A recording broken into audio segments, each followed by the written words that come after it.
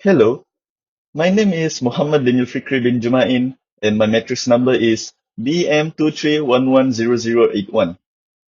In this video, I'm going to present my SSM assignment. The topic that I pick is Central Nervous System, specifically brain. As an introduction, Central Nervous System is a part of nervous system. It consists of two main parts, which are brain and spinal cord. CNS is responsible for coordinating body functions and responses. It also acts as the body's command center for processing information. And finally, it is essential for regulation of sensation, movements, and involuntary action. So, what is brain actually? In general, the brain is an organ that acts as the control center for the body's functions and processes. It is made up of billions of nerve cells called neurons. These neurons form intricate networks that allow us to think, feel, move, and respond to the world around us. Basically, the brain is our body's supercomputer. It is responsible for everything we do, think, and feel, making it one of the most incredible and complex organs in the human body. However, how does it look like and how does it functions? Moving on to the anatomy of the brain. In this picture, this is how brain looks like from the side view of the right hemisphere of the brain.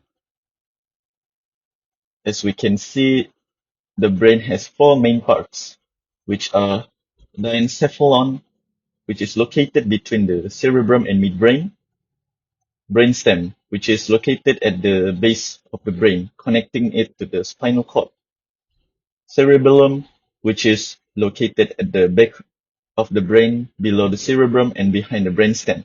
And finally, cerebrum, which occupies the uppermost and largest portion of the brain, divided into two parts, which are left and right hemisphere, positioned at the top of the head. There are three structures in the diencephalon.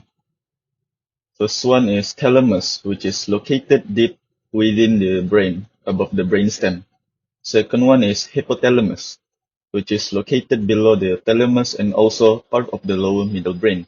And finally, epithalamus, which is located above the thalamus, housing the pineal gland.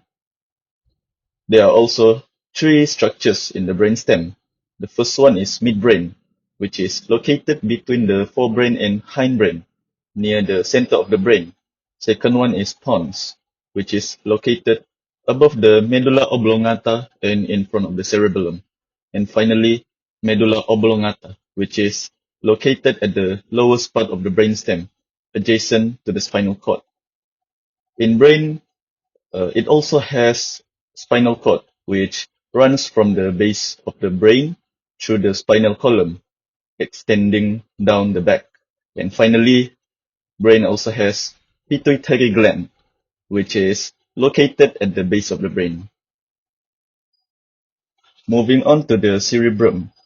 As I mentioned, cerebrum is the largest part of the brain, comprising 80% of the brain's weight. Cerebrum consists of many structures and regions. The first one is cerebral cortex, which is the region of gray matter that forms the outer rim of the cerebrum. In cerebral cortex, there are four different lobes, which are frontal lobe, parietal lobe, temporal lobe, and occipital lobe. The second one is cerebral white matter, which lies beneath the cerebral cortex. It consists primarily of myelinated axons in three types of tracts: association tracts, commissural tracts, and projection tracts. The third one is basal ganglia, which located deep within the cerebrum. This set of nuclei aids in movement coordination, voluntary motor control, and procedural learning. The fourth one is limbic system, which is responsible in regulating emotions, memory, basic survival needs, motivations, and decision-making processes in the brain. It consists of amygdala, septal nuclei, mammillary bodies, thalamic nuclei, olfactory bulbs, and finally, nerves bundle. The fifth one is corpus callosum, which is a bundle of nerve fibers enabling communication between the brain's two hemispheres. And the last one is ventricles, which are fluid-filled spaces inside the cerebrum, which produce and circulate cerebrospinal fluid, providing cushioning and supports to the brain. Next, I'm going to talk about hippocampus. The hippocampus is a vital part of the brain involved in memory formation and learning. This particular part is related with Alzheimer's disease. Hippocampus is located in the medial temporal lobe, part of the limbic system.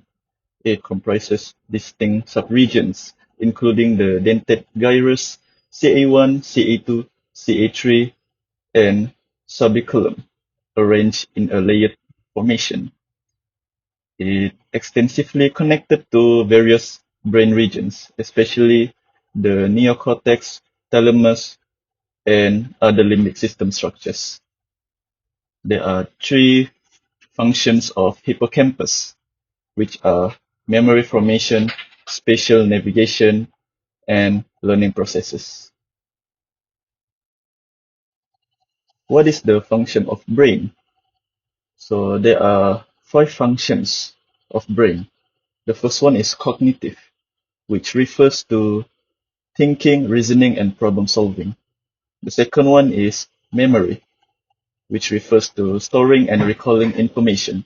The third one is motor control, which refers to controlling movement and coordination. The fourth one is homeostasis, which refers to the regulation of body functions. And finally, emotion regulation, which refer to the management of emotions and responses. In order for brain to function properly, it needs energy. The brain obtains its energy by glucose metabolism. Glucose metabolism starts when glucose from the bloodstream enters brain cells, using specific transporters to provide energy. Next, glucose breaks down into smaller molecules in a process called glycolysis, producing a bit of energy. Then, pyruvate from glycolysis enters mitochondria, where it's further processed to create a lot of energy in the form of ATP. The ATP serves as the primary energy source for brain cell activities, supporting functions like thinking and memory. The energy generated fuels brain functions, allowing neurons to communicate and perform tasks crucial for normal brain activity.